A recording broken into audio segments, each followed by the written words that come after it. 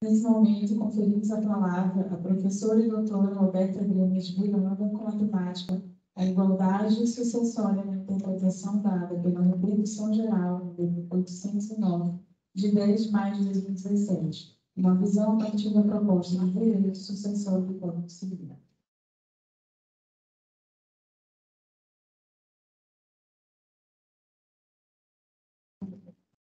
Eu vou falar em pé, não consigo falar sentado, mas eu estou aparecendo ali, então acho que está bem. Uma boa tarde a todos, então agradeço por estar aqui. Primeira vez que eu venho para o Maranhão, né? Eu venho lá do Rio Grande do Sul, tem 2 aviões, é longe. Mas estou muito feliz de estar aqui, conhecendo a universidade, conhecendo vocês. Espero retornar, porque já tive os convites para conhecer os lençóis maranhenses. Eu tive vários convites, então espero retornar. E a missão aqui de quem fala por último é manter o pessoal. Porque o metade do ponto já saiu, né? Eu falo isso porque eu sou professora há 14 anos. Então, eu sei como o aluno se levanta, já está cansado. Né? Então, como eu sou professora, eu já digo para os valentes que ficaram aqui, eu vou ser breve, certo? O mais objetiva possível, tá? Que aí vocês vão ficar mais tranquilos, assim, né? Não estão inquietando na cadeira. E parabéns aos flamenguistas que estão aí, né? Pelo título de ontem, né? Eu sempre falo para mim, tem mais de futebol, sabe, o time que eu torço, porque eu estou tentando subir para a Série A. Eu vou chegar lá, tá? Mas eu vou subir. Nós estamos lá, né? Nós estamos subindo, tá? E a felicidade para mim nesse ano vai ser subir. Mas quem é imortal para sempre, né? Eu vou continuar sendo imortal, então parabéns, eu sou amiguista. O tema que eu escolhi para conversar com vocês hoje, eu vim preparada para uma coisa e aqui já vou virar e já vou tornar outra coisa. Eu queria fazer uma pergunta. Quem aqui da UEMA já teve a disciplina de direito às sucessões? Levanta a mão. Fazendo. Ó, aí já muda o discurso, né? Eu não posso pressupor que vocês já sabem, que vocês estão fazendo, teve gente que não teve, então vou ter que mudar um pouco aqui. Quem já teve direito de família, levanta a mão. Ó, teve um bom público que não teve. Então, como que eu vou falar em igualdade entre união estável, casamento, para fins sucessórios? Tem gente que não tem nem família de sucessões aqui. Então, eu vou tentar adaptar o máximo possível para ficar entendível para todos. Inclusive, para que vocês possam chegar lá, quando fizerem disciplina, né, já dizer, isso eu aprendi lá na palestra, eu já sei isso aí. Surpreendeu o professor, a gente gosta de ser surpreendido, tá? O professor gosta, tá? O professor gosta. Então, esse tema que eu escolhi foi um tema que eu fiz uma publicação, é um tema que me é muito caro, porque eu vou trabalhar aqui com vocês que igualdade jurídica é essa que o Supremo decidiu nesse recurso extraordinário que a gente vai tratar e que transformou no chamado termo 809, que igualdade jurídica é essa. E se essa igualdade jurídica, e aqui nós somos da liberdade acadêmica, como eu estava falando para a nossa querida colega, então, na liberdade acadêmica, nós nos damos, né, o direito, sendo professores e juristas, de comentar os votos dos ministros. Então, vou comentar os pontos aqui e ver se efetivamente o Código Civil tratou de igualdade mesmo, de equiparação. Ou seja, nós vamos falar aqui o que é equiparar e o que é igualar. E nós vamos tratar a partir do Código Civil, porque a nossa temática desse congresso é 20 anos do Código Civil. E aí nós temos que entender o seguinte, vocês aprenderam direito civil. O Código é dividido em 2 grandes partes, a parte geral e a parte especial. A parte geral é dividida em 3 livros. Professora, por que se chama livros? Porque no Brasil nós temos uma tradição histórica de codificação. Nós temos uma tradição de ordenações que eram divididas em livros, que vem do direito romano, por isso está escrito livro 1. Nada é por acaso no Código Civil. Vocês têm que fazer mais perguntas de porquê. Tem que perguntar ao professor, por que é assim? Por que é dividido em título? Por que é dividido por título? Porque há uma razão para isso. Então, na parte geral, nós temos 3 livros: Pessoas, Bens e Fatos. Na parte especial, nós temos o livro 1, Obrigações, que inclui contratos; livro 2, Empresarial, que é o livro da empresa da professora Gisele, o tema dela, a disciplina dela. Livro 3, Direito das Coisas, que é uma disciplina que eu sou professora há 14 anos, Direito das Coisas, posse-propriedade. Livro 4, Direito de Família. Livro 5, Direito das Sucessões. Todos esses livros, gente, estão em harmonia. Estão em harmonia e se ligam uns aos outros. Por isso que é chamado código. Então, eu não posso ter um livro em desarmonia com o outro. Vai fazer falir o sistema. Eu tenho que ter um livro em harmonia com o outro. Pegando lá o direito empresarial, que é o trabalho de empresas, tem uma regrinha lá no livro do direito empresarial que diz assim: os casados lá com regime de comunhão universal não podem formar uma empresa. Por quê? Porque está ligado ao direito de família, às regras de casamento, às regras de regime de bens. Tudo está interligado, tudo está em harmonia. Não há algo separado do outro. Então, a gente tem que partir dessa premissa para entender por que o Código Civil, no livro de Direito de Família, equiparou casamento e união estável e não igualou. Por que não igualou? Porque são 2 institutos diferentes. Então, você não pode nem aplicar igualdade jurídica, pelo amor de Deus. Quando a gente fala, por exemplo, homem e mulher são iguais juridicamente. Sim. Por quê? Porque existe um elemento que os une. O elemento de serem pessoas humanas com dignidade. Então, eu posso aplicar uma igualdade jurídica, vocês entendem? Agora, eu não posso dizer que é igual juridicamente 2 institutos criados pela norma que são completamente diferentes. É eu dizer que uma sociedade anônima é igual juridicamente a uma limitada. Não é. Não é. Agora, eu vou dizer que a sociedade anônima é hierarquicamente superior à limitada? Não, são 2 sociedades diferentes. Nenhuma é hierarquicamente superior à outra. Então, não existe no Código Civil hierarquias. Eu não sei de onde que tiraram a tal de hierarquia. Não existe. Existem institutos com suas regras. Por quê? Porque são institutos criados pela norma com essências diferentes. Então, se nós pegarmos o livro Direito de Família, vai estar lá: do casamento. Casamento constitui comunhão plena de vida. Por quê? Porque uma pessoa, quando escolhe se casar, ele passa por um procedimento perante o Estado. Por quê? Tu ir no cartório fazer um processo de habilitação é perante o Estado. Como que não? Claro que é. Tu vai lá e apresenta a certidão negativa. Vai lá e apresenta uma documentação. São feitos editais para as pessoas saberem que tu vai casar. Por quê? Porque tu pode ser casado e está ludibriando o outro, né? Então, você tem que publicar os editais. O casamento é uma celebração pública perante um juiz de paz. O juiz de paz representa o Estado. Então, esse é o instituto do casamento. Ninguém está dizendo, nossa, hierarquicamente superior. Não, está dizendo que o casamento é assim. Quer entrar no jogo do casamento? Faz isso. Quer entrar no clube X? Faz isso. Quer ser flamenguista? Faz isso. São instituições que têm a sua norma e a sua forma de ser. A união estável é uma união de fato. E há uma liberdade dada para o casal, uma liberdade dada pelo código para aqueles casais que, bom, eu não vou me casar. É uma decisão.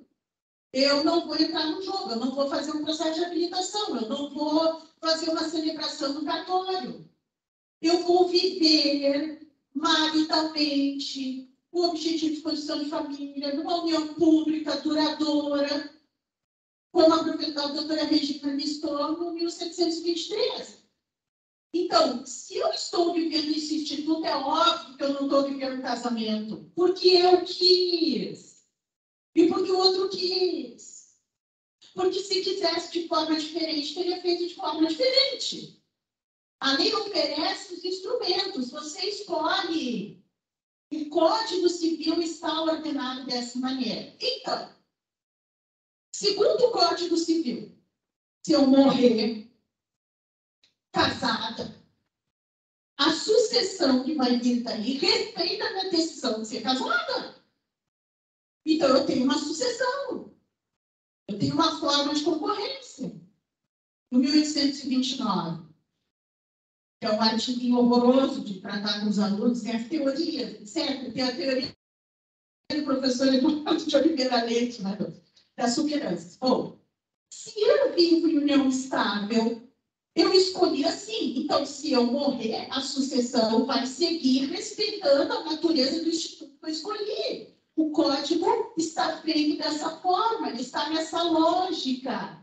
E não é colocar um hierarquizado em relação ao outro. São distintas formas de constituição de família, distintas sucessões. É como você morrer com testamento e morrer sem testamento. São distintas sucessões. Mas veio a palavra hierarquia. É como se alguém tivesse inventado a hierarquia e dito que o casamento é mais importante. A Constituição não faz isso. Por que o Código faria? Se a Constituição não faz, por que o Código faria essa diferenciação? Porque o Código não faz. O Código tem uma harmonia codificatória, como eu falo. Então, nessa premissa que a gente tem que partir. Bom, mas daí, o que fez surgir a questão do Supremo? Então, primeiro, eu quero mostrar para vocês, como é 20 anos do Código Civil, primeiro mostrar para vocês de onde que vêm as regras que o Supremo Tribunal analisou e que coerência tem com o Código Civil de 16, porque há que se ter uma espécie de linha para que não haja alguma espécie de ruptura ou de surpresa de uma codificação para outra. E também o seguinte, quem está na direito das sucessões lembra, né? A lei sucessória é aquela aplicada na data da abertura da sucessão, da morte. Então, vocês têm que saber como é que é a sucessão do Código Civil de 16, porque se alguém morreu em 2001, vocês vão aplicar o Código 16, e não o atual. Então, tem que saber. E muita gente morreu lá em 2001, sei lá o quê, e não regularizou seu patrimônio, não regularizou, não fez inventário, nunca fez, e cai no colo de vocês como advogados. Lá no Rio Grande do Sul tem aos montes, gente que nunca regularizou. E daí caiu lá no neto, e o neto quer regularizar o que nunca foi regularizado. Bom, segue aí. Bom, a tal de concorrência sucessória, aí é uma novidade do código, né? Que é concorrer. E o que é concorrer? Eu não gosto daquela expressão que várias vezes surgiu aqui, né? Porque a viúva ela é herdeira e meieira. Eu defendo a tese, e ninguém vai me dizer o contrário, de que ela, a viúva, ou viúvo, seja o que for, no inciso primeiro, lá do 1829, não é herdeiro. É concorrente. Os herdeiros são os descendentes. Esses são os herdeiros. E não, ela concorre por uma permissão ou por uma situação específica legal, que é ter ou não ter um certo regime de bens que permita ela concorrer. Se ela não tem esse regime de bens não concorre, é óbvio que ela não é herdeira. Então, ela não é herdeira. Onde é que ela é herdeira? No inciso terceiro, lá ela é herdeira. No inciso primeiro, ela é concorrente. No inciso segundo, ela é concorrente. Porque no inciso segundo, os herdeiros são descendentes.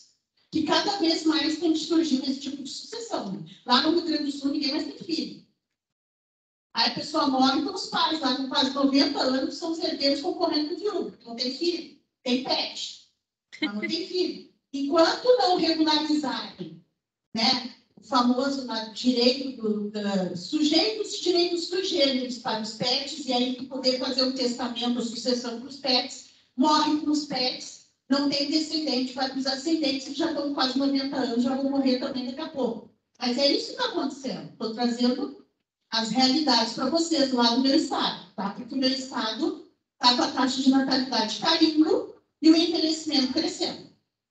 Essa é a realidade do meu Estado. Tá? Então, a concorrência sucessória é uma inovação no Código, porque no Código 16 não há concorrência. Porque o Código de 16 sempre partia do pressuposto de que aquele viúvo ele tem um patrimônio resguardado em razão de uma ameação, porque normalmente os regimes vão ser parcial ou universal. Então, tem uma ameação. Então, como o direito sucessório é patrimonial, o Código Civil de 16 partia dessa lógica. Se é patrimonial, e se eu tenho uma viúva que comumente é parcial universal, ela tem um patrimônio resguardado, então ela não precisa concorrer. O que ocorre é que com a evolução dos casamentos, etc., e que passou a crescer um protagonismo, digamos assim, de resguardo aos direitos de uma viúva concorrente, que às vezes é a única que está ao lado do marido, etc. e tal, começaram, então, a ter uma série de discussões de um resguardo patrimonial maior. Então, essa concorrência de 1829 nada mais é do que aquele sobrevivente, o cônjuge supérstite, como a gente chama, poder ter uma participação patrimonial maior. Que participação ele vai ter? Na sucessão do outro. Ou seja, é uma questão patrimonial aqui. Então, o 1829 é um dispositivo que trata de divisão patrimonial. Ele está ali, ele vai dizer quais são as cotas, porque ele está dizendo o patrimônio vai ser transmitido para quê? Descendentes, concorrência com cônjuge. Ascendentes, concorrência com cônjuge. O cônjuge sobrevivente colaterais. Então, é como o patrimônio vai ser transmitido e como vai ser dividido. Essencialmente, é o que trata ali, que se deriva dali, o 1829. Paz. Aí vem direitos sucessórios do cônjuge. Aí diz ali, ó, a falta de descendentes...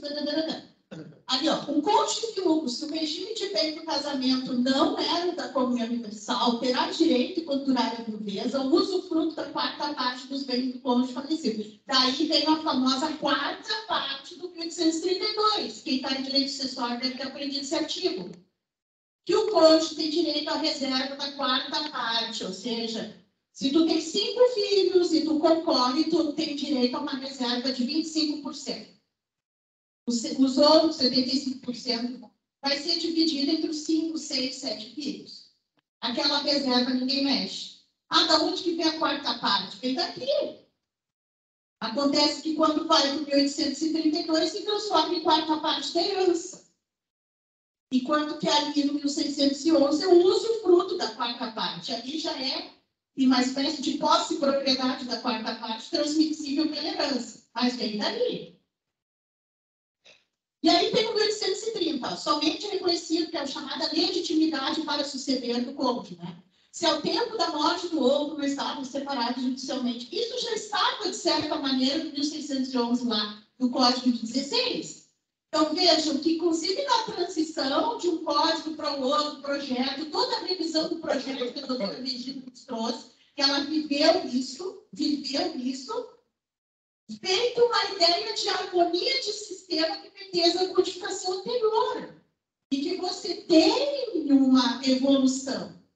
Você não vai romper completamente. Por quê? Porque existem sucessões que vão ser reguladas pelo Código de 16. Então, quando trata de morte, você precisa ter uma coerência gradual com toda a evolução legislativa. É o que se procurou manter quando veio o Código. Passando. O direito real de habitação, ó, aqui tinha isso no 1611 de 16, ó. Os casados sob o regime da comunhão universal, porque se pressupõe universalidade e comunhão de todo o patrimônio, enquanto viver e permanecer viúvo, será assegurado sem prejuízo da participação do direito real de habitação. Bom, lá no 1831 está lá o direito real de habitação.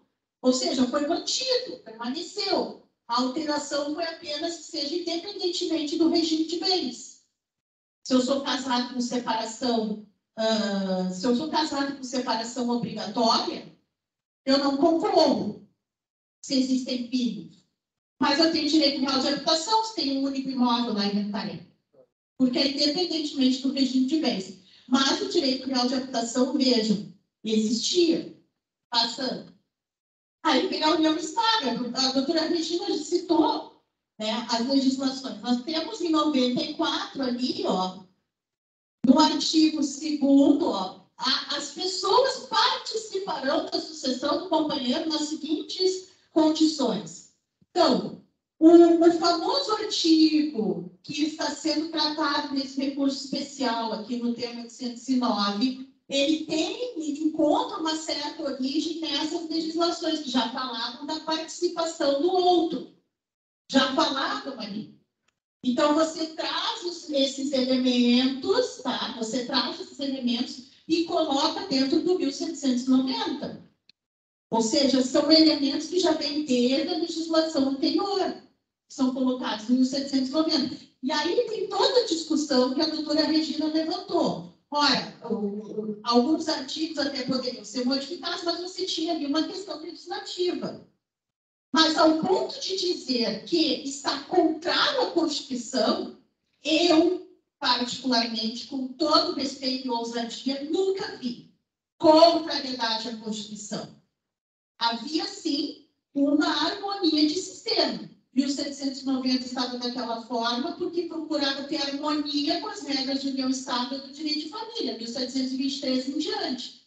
A sucessão do Código de 1829 seguia uma lógica do casamento previsto no direito de família. Então, você tinha ali uma harmonia. Bom, aí passa. Passa mais um. Aí vem... Não, volta, porque ali está do... Ali. Esse é o famoso 1790. A companheira participará da sucessão do outro. Participará, o cônjuge concorre, o companheiro ou companheira participa, mas que ao fim e ao cabo uma divisão patrimonial é concorrer, participar, participa. Quanto aos bens adquiridos onerosamente na vigência da união estável. Por que isso? Porque lá no livro Direito de Família diz lá, mesmo em convenção, salvo convenção em contrário, o regime de bens aplicável ao estável é o da comunhão parcial do que couber. Nenhuma. Por que está escrito no que couber? Porque nem todas as regras de comunhão parcial eu vou poder aplicar numa união estável, principalmente em FAT, que não houve nenhuma formalização. Que, aliás, é declaratório, né? O próprio Barroso admite isso no voto dele. Então, uma escritura pública tem natureza declaratória, não constitutiva. Claro, ele não pode ser o contrário. Isso é um absurdo. E toda escritura pública dessa natureza é meramente declaratória. Então, pode ser que companheiros compareçam no tabelionato, digam que vivem no Estado e não vivem coisa nenhuma. Bom, aí você está mentindo para o tabelião, isso já é crime e é uma declaração falsa. Tá bem? Isso o próprio Barroso diz isso. Mas, então, por isso que está na expressão bens adquiridos onerosamente. Porque segue a regra dos aquestos. Aquestos são bens adquiridos onerosamente. A regra dos aquestos é aplicada à comunhão parcial, mas não é totalmente comunhão parcial. Eu só vou aplicar comunhão parcial no união estável, não que couber. Todas as regras de comunhão parcial eu só posso aplicar no casamento. Eu vou aplicar na união estável no que couber. E aí diz lá, se concorrer com filhos comuns, terá direito a uma cota equivalente. Então, está falando de cotas. Esse artigo fala da divisão patrimonial. Se concorrer com descendentes salvador de herança, tocaria metade do que couber a cada um daqueles que são os descendentes filhos unilaterais. Se concorrer com outros parentes sucessíveis, terá direito a um terço da herança. Aqui que foi o ponto do recurso extraordinário. O inciso 3. Por quê? Porque o que é o caso concreto aqui, do qual o Barroso derivou e criou uma tese. Vocês leem um voto, ele começa dizendo assim, esse voto se divide em 3 partes. Parece uma tese que está fazendo. Como a gente fala, essa monografia é dividida em 3 partes. A primeira parte trata, né, do deslize, a segunda parte da deslize da controvérsia, a terceira parte trata da solução. Então, ele tem que construir uma tese, logicamente, para chegar na decisão dele de igualar. Ele teve que construir essa tese. É manifesto isso, tá? E por que ele teve que construir essa tese? Por causa do caso concreto que chegou para ele. Qual era o caso concreto? Era uma mulher que vivia 9 anos numa união estável com uma pessoa. E essa pessoa faleceu. E foi aplicado para ela aquela regra do inciso terceiro. Porque os parentes sucessivos dessa pessoa eram colaterais, eram os irmãos da pessoa. E aí ela diz o seguinte: se eu fosse casada, eu ia herdar tudo. Correto? Porque eu estou lá no inciso terceiro do 1829. Ah, se eu fosse casada, eu ia herdar tudo. Agora, porque eu sou companheira, eu tenho que dividir. Aí o Barroso pensou: ah, pois é, esse tipo de distinção patrimonial não pode ter numa sucessão, sendo lá união estável, sendo casamento. Então, ele partiu daí. No seguinte sentido: por ela ter escolhido a união estável, ela não pode ser prejudicada, né, em razão daquela que escolheu ser casada. Portanto, aí ele derivou. Há uma hierarquia. Então, na verdade, a lei estabelece uma hierarquia. Porque a companheira não é prejudicada aqui. Enquanto que a casada herda tudo. Então, existe uma hierarquia. A conclusão dele foi dizer que existe uma hierarquia. E não que existe uma diferenciação. Ele até poderia ter feito uma correção. Se a questão era patrimonial, ele poderia ter feito uma correção pela equidade. Vocês aprenderam equidade na introdução ao direito? É você pegar uma norma, utilizar a equidade no caso concreto e corrigir. O problema é dividir o dinheiro, para falar bem a verdade. Bom, então vamos usar a equidade aqui, vamos aplicar o 1790 usando a equidade à luz do caso concreto e vamos resolver o problema dessa pessoa. O que ele fez? Agregou uma repercussão geral porque ele quer mudar todo o sistema. Ele quer mudar todo o sistema. Ele quer atingir também descendentes. O caso era com colaterais, e quando você faz uma repercussão geral como essa, você está atingindo descendentes também. Você está atingindo tudo. E você está atingindo o nível de direito de família. Quando você diz lá, passa lá. Por que você atinge o nível de direito de família? Quando você diz que é inconstitucional a distinção de regimes sucessórios entre cônjuges e companheiros. Está no tema. Mas nos votos, ele diz assim, vou até citar o que ele diz, ó, não é legítimo desequiparar para fins sucessórios os cônjuges e os companheiros. Isto é, a família formada pelo casamento e a formada por união estável, porque ele está atingindo a família. Ele não está trabalhando divisão patrimonial de cotas. Se tu ficasse na divisão patrimonial de cotas, desculpa tu, né, mas eu sou gaúcha. O que acontece? Você corrige sempre pela equidade, tá? Vamos distribuir as cotas de igual maneira. Não, ele quer atingir lá a família. Ele quer atingir lá.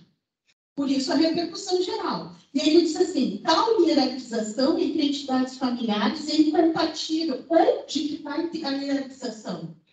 Porque ele viu aqui cotas diferentes, ele está dizendo que tem hierarquização. Quando, na verdade, as cotas diferentes é divisão patrimonial. E divisão patrimonial você corrige. E você pode corrigir pela equidade. Então, existe ali, sim, uma proposta que vingou, porque essa repercussão geral foi reconhecida. O voto vencido, um dos votos vencidos que eu trouxe aqui é do Dias Toffoli, mas aí eu não vou tratar, porque eu vou me alongar demais. Mas está numa publicação que eu tive, quem se interessar, indica a publicação. Então, o Barroso chega a dizer assim, demonstração da ilegitimidade da hierarquização das formas de família. A tese dele, é uma tese desse voto, não é um voto, é uma tese. Demonstração da ilegitimidade da hierarquização das formas de famílias. Interpretação jurídica, gramatical, teleológica, histórica e sistemática. Então, ele precisa o quê? Ele precisa trazer interpretação, as formas de interpretação para legitimar a interpretação que ele está propondo, correto? Isso é um discurso. Isso é um discurso. Tá? Então, e esse discurso, então, vai justificando por que ele fala em igualdade jurídica. Então, vejam, ele substitui a palavra equiparação para igualdade. Quando, na verdade, a equiparação é você colocar, equiparar exatamente isso, é colocar numa mesma hierarquia duas coisas diferentes. Isso é equiparar. Agora, se você disser que é igual, você está dizendo que não faz diferença casar e viver no Estado. E aí você entra em conflito com o livro de direito de família. Se não faz diferença, bom, então como é que eu vou aplicar a regra da outorga uxória, né, em certos negócios jurídicos, né? A regra da outorga uxória é só aplicável ao casamento. Ou eu vou aplicar o meu Estado também? Então, né, se um casal vive no Estado, vai ter que pedir autorização para o outro lá, para vender um imóvel, para fazer qualquer doação, como os negócios jurídicos estão aqui, para fazer uma fiança. Eu vou fazer uma fiança, eu tenho que pedir autorização para o companheiro. Se é igual? E por que é igual na sucessão e não é igual lá? E aí ele colocou artigo 1829. E aí vem, então, os embargos declaratórios propostos pelo IPDFAN e propostos pela ADFAS, na pessoa da doutora Regina, que brilhantemente, eu acho que deu uma aula, mas eu não vou falar, isso está gravando, né? Daqui a pouco chega no ministro Barroso, desculpa, ministro Barroso, mas é academia, né? Vai chegar nele lá e vai atrás de mim. É academia, né? Então, tudo aqui é acadêmico, tá? Mas a doutora Regina dá uma aula e nos embates de declaração questiona. Bom, esse tema está se referindo apenas ao 1829. Está se referindo também ao 1845, que fala herdeiros necessários. Está se referindo ao 1831 do direito real de habitação. Está se referindo a todos os outros dispositivos legais ou não? E o IBDFAN propôs uns embargos declaratórios também. E o que o ministro Barroso disse? Não há nada a aclarar. O que está aqui, está ali, né? O que está aqui, não inclui esses artigos aqui, apenas estou tratando do 1829. Então, com a decisão do ministro Barroso, nós podemos, eu falo porque ele foi o relator, o voto dele foi seguido, etc. Nós podemos concluir que é uma igualdade aplicável apenas à divisão patrimonial. Porque se você não inclui aqueles artigos, então não é igualdade de regimes sucessórios. Então, a companheira continua não sendo herdeira necessária, o companheiro, tanto faz. Não há direito real de habitação para companheiro ou companheira. Então, a liberdade de testar, inclusive, se mantém numa união estável. Por quê? Porque o companheiro não é herdeiro necessário, portanto, aquela pessoa pode testar livremente todos os seus bens, tá? Se viver só em união estável com o outro. Bom, qual é o ponto aqui? O ponto é, se ele mesmo diz que eu não posso desequiparar ou desigualar, ele mesmo limitou a decisão ao dizer só se aplica o 1829, só se aplica a divisão patrimonial. Então, tu vai igualar para dividir o patrimônio. Nos outros dispositivos não se igualam. E por que ele teve que fazer isso? Porque ele não poderia fazer outra coisa. Porque senão, se fizer outra coisa, se ele incluísse todo o regime sucessório, ele ia estar, de certa maneira, derrogando o livro de direito de família. Eu não vejo outra conclusão. Então, ele encontrou o quê? Uma solução interpretativa para igualar, melhor, essa seria outra palavra, igualar um companheiro supérstite, um cônjuge supérstite, no que tange a divisão de cotas, ou divisão patrimonial. Porque, no mais, todos esses dispositivos são aplicados apenas ao cônjuge supérstite, aquele que se casou. Então, vejam, esse tema, ele é importante por quê? Por que eu estou trazendo essa observação e aqui eu vou finalizando? Porque as situações estão surgindo. estão entrando nos escritórios, as pessoas estão morrendo, e as situações são sempre essas. E vocês, quando tiver no escritório de vocês, ou forem estagiários aí, daqui a pouco são estagiários no escritório, vocês vão tratar como essa situação? Se aparece uma situação envolvendo um companheiro em união estável, e aí o fulano foi lá e testou tudo para outra pessoa, o companheiro vai dizer assim para ti, mas eu sou herdeiro necessário. Como é que vocês vão enfrentar o tema? Na verdade, vocês vão ter que dizer assim, o Supremo não disse nada quanto a isso, então nós vamos aplicar a regra de que tu não é. Então, as discussões envolvendo esse tema ainda continuam, porque pessoas ainda estão entrando com ações judiciais, tentando ver o juiz ordinário. O juiz ordinário se sente na liberdade de decidir, porque não foi ventilado na decisão do Supremo, então se sente na liberdade de decidir. Então, vejam como não foi solucionada a questão. Não foi. Criou-se agora uma outra bola de neve, que nós estamos tendo que enfrentar na nossa prática, principalmente a prática advocatícia. Então, é um tema relevante para ser estudado, vocês têm que estudar. O melhor é ler o acórdão, leiam o acórdão, tenham as suas percepções. Vocês estão na academia, vocês são graduandos, mas vocês são pesquisadores. E toda decisão de um tribunal, do Supremo Tribunal, etc., que mereça uma análise teórica, acadêmica, vocês têm liberdade para isso, tá? Porque se tem uma coisa nesse país que ninguém vai poder tirar, é a nossa liberdade acadêmica. A liberdade de pensar na academia, a liberdade de pesquisar. Isso ninguém pode tirar de nós.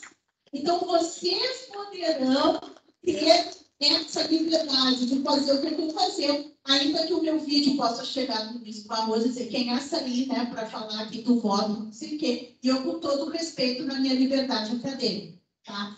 Então, eu finalizo apenas trazendo um caso concreto, que nem é do tema que eu estou tratando, já vou liberar você, né, como a gente fala com os alunos, já vou liberar vocês.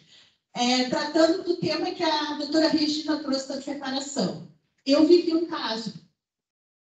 Eu estou finalizando um inventário agora de um ex-militar, tá? Ele era separado judicialmente. Estava lá na certidão de óbito dele, ou na minha certidão de casamento, na minha certidão de óbito, separado judicialmente, estado civil dele, que morreu assim. Mas ele tinha uma união estável declarada por escritura pública, com a minha cliente, que é inventariante do processo. Do inventário dele, ela é minha cliente. E eu perguntei para ela, nossa, o teu companheiro não era separado judicialmente, né? Ele nunca se divorciou, e ela, ele sempre disse que ele não podia se divorciar, fez uma união estável comigo, porque ele ainda pagava benefícios para a ex-mulher que ele não queria deixar de pagar. E eu deixei assim. Se tu tira a separação judicial, se tu tira o Instituto da Separação, você vai estar tirando a possibilidade de pessoas livremente decidirem não se divorciar para beneficiar outras. Quem é o Estado para se meter nesse tipo de situação? Você está perguntando para o juiz, quem é tu para se meter na situação desse ex-militar que quis assim? Se o Estado vem e impõe divórcio para tudo quanto é situação, tu vai tirar a liberdade desse homem que quis manter. E a companheira deixou, porque ela é uma pessoa independente, tem o patrimônio dela. Até hoje ela tem o patrimônio dela e trabalha. Ela mesma me disse, deixa assim. Ela foi assim que ela falou para mim. Se tu impõe o divórcio, retira toda e qualquer possibilidade de separação, tu vai interferir na liberdade das pessoas. E o Código Civil, quando ele mantém a separação, quando ele mantém o divórcio, ele quer respeitar a liberdade das pessoas. Código Civil é o Código da Liberdade. Existem poucas regras que interferem na liberdade. Poucas regras, que são normas de ordem pública. As outras regras são todas normas que preservam a liberdade de toda pessoa que está ali, que é sujeito submetido a esse Código Civil. Então, eu agradeço a atenção de vocês. Muito obrigada pela atenção.